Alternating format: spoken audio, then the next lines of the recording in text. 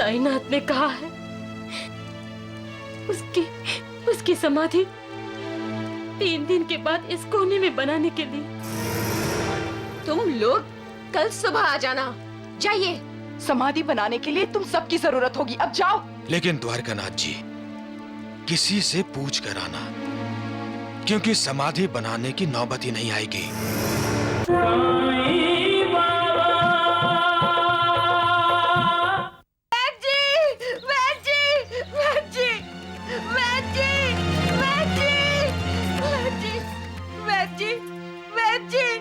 अरे रुक्मिणी बाई, क्या बात है?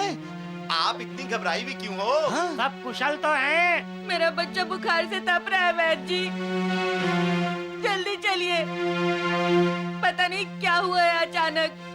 देख लिया वैद्य जी, 3 दिन लाश रखने की वजह से शिरडी में बीमारी फैलनी शुरू हो गई है। आप जल्दी जाके इनके बच्चे का इलाज करके वापस आइए, क्योंकि हमें द्वारिका माई में जाना होगा।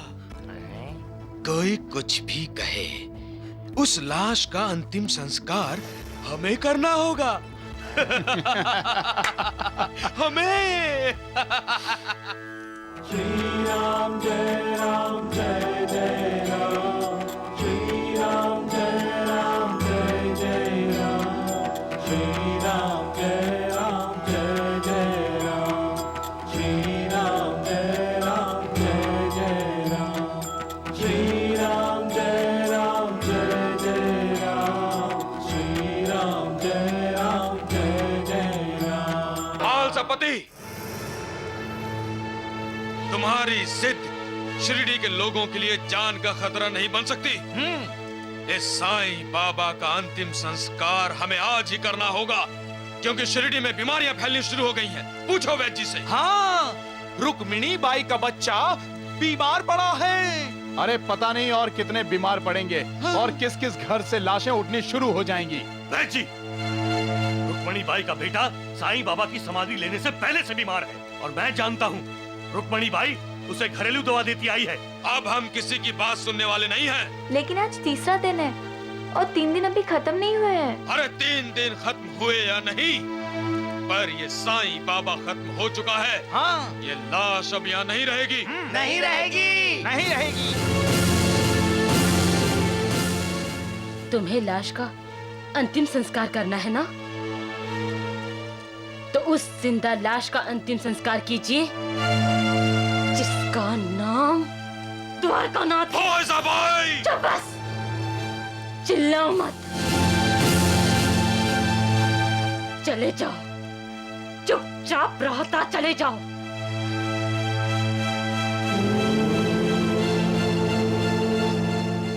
साईनाथ ने कहा है उसकी समाधि 3 दिन के बाद इस कोने में बनाने के लिए। तुम लोग कल सुबह आ जाना। जाइए। समाधि बनाने के लिए तुम सबकी जरूरत होगी, अब जाओ। लेकिन द्वारकानाथ जी, किसी से पूछ कर आना, क्योंकि समाधि बनाने की नौबत ही नहीं आएगी। साईं बाबा समाधि से उठ जाएंगे। सुन क्या रहे हो तुम सब? अभी से काम शुरू कर दो। उस कोने में साईं बाबा की समाधि बना के गाड़ दो उसे उसमें। रुक जाओ तुम लोग, यहाँ कोई कुछ नहीं करेगा। मैं कहता हूँ तुम सब चले जाओ यहाँ से। जरूर चले जाएंगे मालसापति, लेकिन इस साईं बाबा की समाधि बनाकर। हाँ। वैद्य जी, स्पष्ट बात ये है महालसापति कि हम आप पर भरोसा नहीं करते। लेकिन हम महालसापति जी पे भरोसा करते हैं। महालसापति जी जैसा कहेंगे हम वैसा ही करेंगे। आज का दिन और आज की रात हम सब इंतजार करेंगे। हम इंतजार नहीं करेंगे वैद्य जी, मार खाने से पहले यहाँ से निकल लो। हाँ, नहीं तो लोग साईं बाबा की जगह हमें समाधि में गाड़ देंगे। जा रहा हूँ महालसापति, लेकिन इतना याद रखना, सच्चाई को आज का दिन दबा लोगे, आज की रात दबा लोगे, लेकिन कल नहीं दबा सकोगे। और सच्चाई ये है कि साईं बाबा ने कोई समाधि नहीं ली, साईं बाबा ने दम तोड़ दिया है। राम नाम सत्य है। बोलो सच्चिदानंद सद्गुरु साईनाथ महाराज की जय। श्री राम जय राम जय जय राम, श्री राम जय जय राम। आपने मुझे साईं बाबा कहा प्रभु? इस समय तुम साईं बाबा का चोला पहने हुए ही मेरे सामने हो वत्स।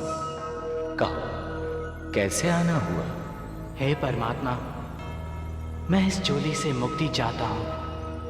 पृथ्वी पर तुम्हें साधारण लोगों को दुखों से मुक्ति दिलाने के लिए भेजा गया है वत्स, और तुम स्वयं मुक्ति चाहते हो। महाप्रभु, मेरी आप पर और आपने जो कार्य मुझ पर सौंपा है उस पर पूर्ण श्रद्धा है। पृथ्वी वासियों को करुणा देने का कार्य मैं पूरी श्रद्धा से कर रहा हूं। फिर तुम इतने विचलित क्यों हो साईं बाबा? हे महाप्रभु, मानव शरीर मुझे दुख पहुंचाता है। जब भी कोई प्राणी पीड़ा से मुक्ति पाने के लिए मेरे पास आता है तो उसकी पीड़ा देखकर मैं स्वयं पीड़ित हो जाता हूं प्रभु। दुखियारों के आंसू पोंछते पोंछते मेरी आंखों में आंसू आ जाते हैं। लोगों को वेदना से मुक्ति देते देते मुझे वेदना होने लगती है प्रभु। अब तो मुझे भय लगने लगा है प्रभु। कैसा भय? मर्यादा का भय प्रभु। ये शरीर नाशवान है। लोगों की जो मुझसे आशा है, क्या मेरी मृत्यु से उनकी आशाओं का भंग नहीं होगा? शरीर नष्ट होता है वत्स, आत्मा नहीं। तुम्हारे शरीर का नाश होगा, तुम्हारा नहीं। मृत्यु के पश्चात भी शिरडी में तुम रहोगे वत्स। नियति क्या होती है तुम जानते ही हो। लोगों के भले बुरे कर्म ही उनकी नियति बन जाती है। उनके कर्म ही उन्हें सुख और दुख प्रदान करते हैं। इसके लिए तुम्हें दुखी होने की कोई आवश्यकता नहीं है। तुम्हारे मेरे पास आने से, अपने शरीर को समाधि अवस्था में छोड़ देने से लोगों के दिलों पर क्या बीतती है जानते हो? मैं तुम्हें दिखाता हूं, देखो।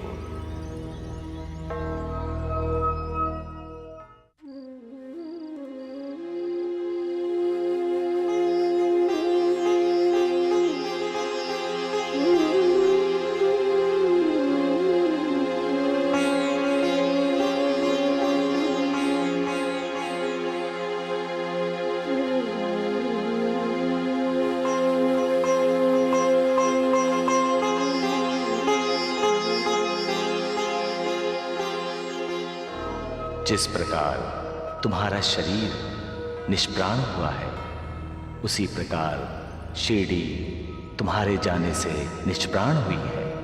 तुम शिरडी की आत्मा हो साईं बाबा, लौट जाओ। तुम्हारा कार्यकाल अभी तक समाप्त नहीं हुआ है।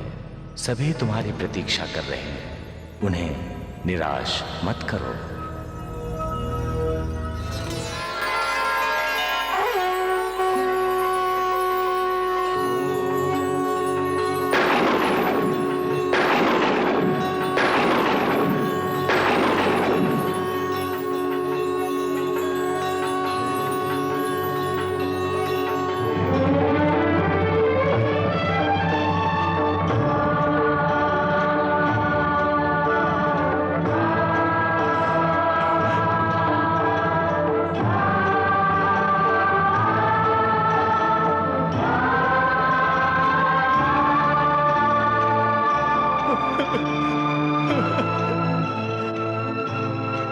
साईं बाबा, साईनाथ,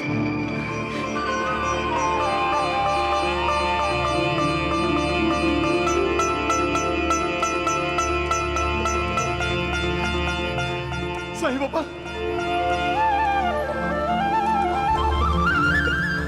साईनाथ, साईनाथ,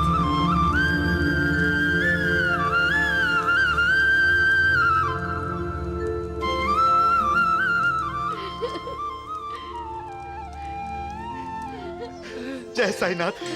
ओम जय साईनाथ, जय साईनाथ, आदि न अंत तुम्हारा, तुम्हें श्रद्धा नमन हमारा। ओम जय साईनाथ, जय साईनाथ, आदि न अंत तुम्हारा, तुम्हें श्रद्धा नमन हमारा। धरती पर रहकर प्रभु तुमने तन अंबर तक विस्तारा। ओम जय साईनाथ, जय साईनाथ, आदि न अंत तुम्हारा, तुम्हें श्रद्धा नमन हमारा।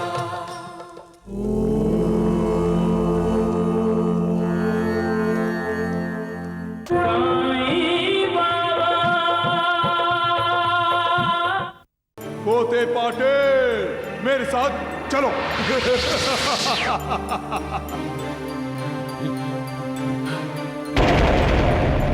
बहन जी।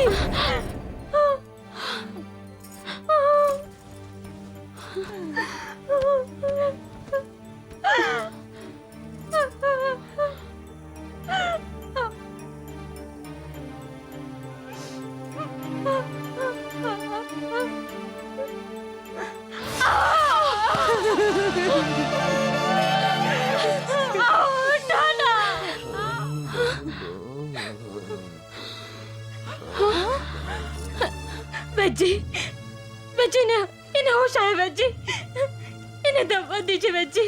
राम राम इन्हें राम। होश आया। बाईचा बाई, अब इन पर कोई दवा असर नहीं करेगी। नहीं।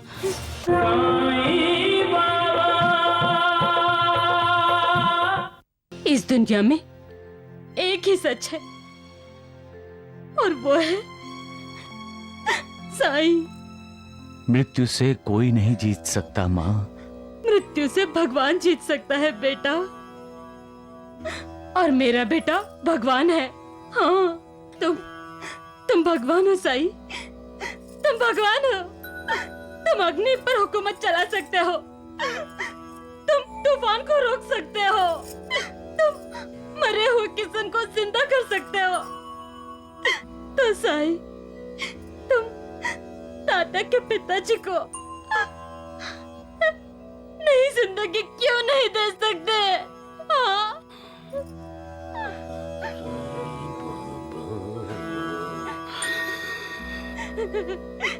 देखो, वो तुम्हें पुकार रहे हैं।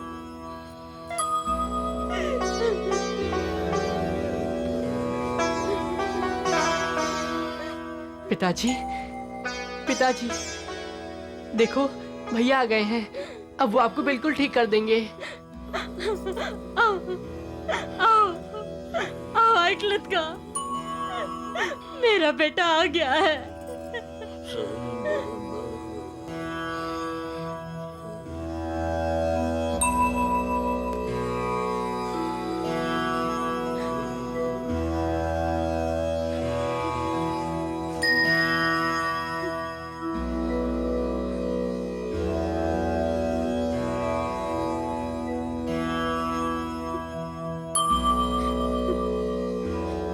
बेटा,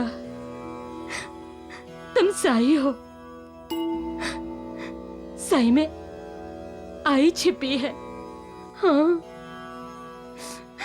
तुम हम सबकी आई माँ हो। माँ अपने संतान की हमेशा रक्षा करती है।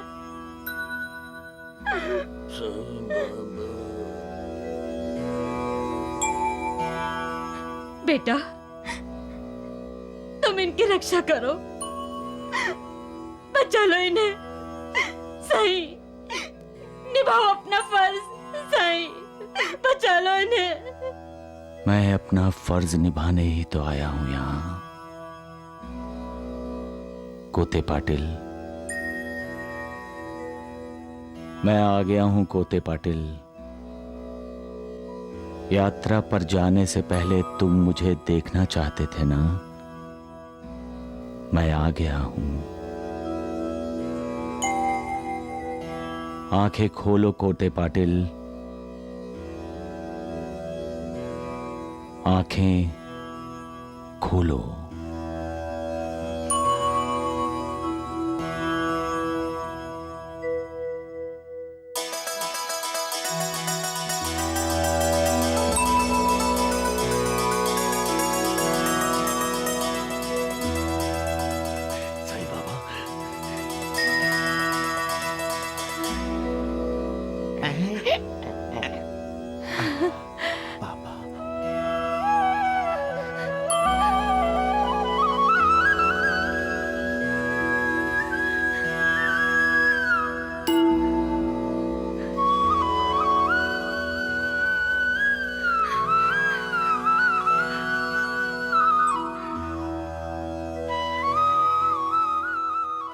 साईं बाबा, साईं बाबा,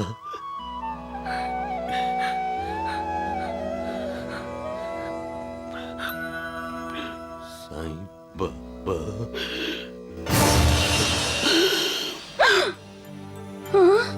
पिताजी, आओ आओ पिताजी, आओ आओ, उठो ना, आओ आओ। अचानक चुप क्यों हो गया आप? हाँ, मेरी तरफ देखिए ना। हाँ, बोलिए ना। आओ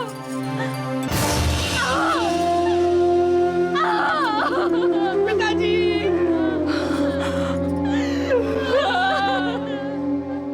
पिताजी। रहे पिता को ध्यान, पुत्र पर कोई आँच न आवे हो। सबसे पहले पुत्र पिता के तन में आँच लगावे हो।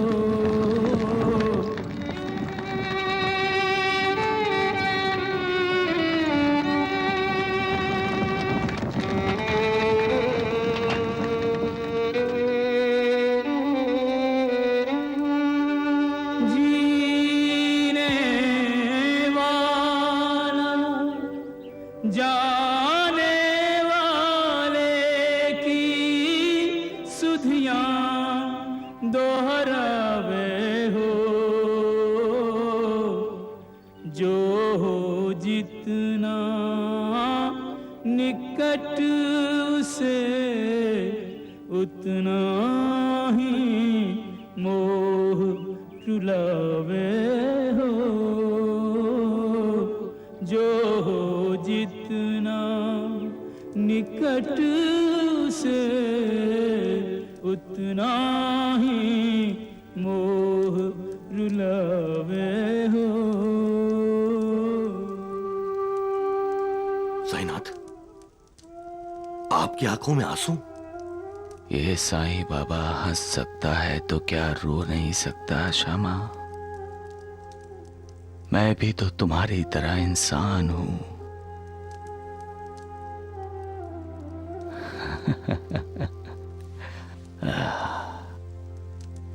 महालसापति, श्यामा, ये शरीर, ये मनुष्य शरीरी भी विकारों से बना हुआ है। बंधा हुआ है काम, क्रोध, लोभ, मोह, दंभ आदि से, और ममता, प्यार, तिरस्कार, द्वेष, गर्व आदि से भी। भगवान भी जब इस शरीर को धारण करता है तो उन्हें भी इन विकारों के अधीन चलना पड़ता है। परंतु आप तो हमारे दुख दर्द दूर करने आए हैं, हमारे आंसू पोंछने आए हैं। मेरे आंसू कौन पोंछेगा महालसापति? मैं लोगों का दुख दूर करने आया हूं, उनके आंसू पोंछने आया हूं, ये अलग बात है। लेकिन लोगों का दुख दर्द देखकर मैं दुखी होता हूं, ये किसी की समझ में नहीं आता महालसापति। लोगों के आंसू पोंछते पोंछते मेरा दुख आंसू बनकर बहने लगता है तो सब चकित हो जाते हैं। मैं मजबूर हूं श्यामा, मजबूर हूं। ये मनुष्य शरीर मुझे मजबूर बना देता है। आज भी इसी ने, इस मनुष्य शरीर ने ही मुझे मजबूर बना दिया है। क्या आप कोते पाटिल को जिंदगी नहीं दे सकते थे? नहीं, मालिक ने इस दुनिया को बनाने के लिए विरोधी तत्वों का सहारा लिया है श्यामा। जहां प्रकाश है वहां अंधेरा है, जहां उदय है वहां अस्त है, जहां सुख है वहां दुख है, जहां जीवन है वहां मृत्यु है।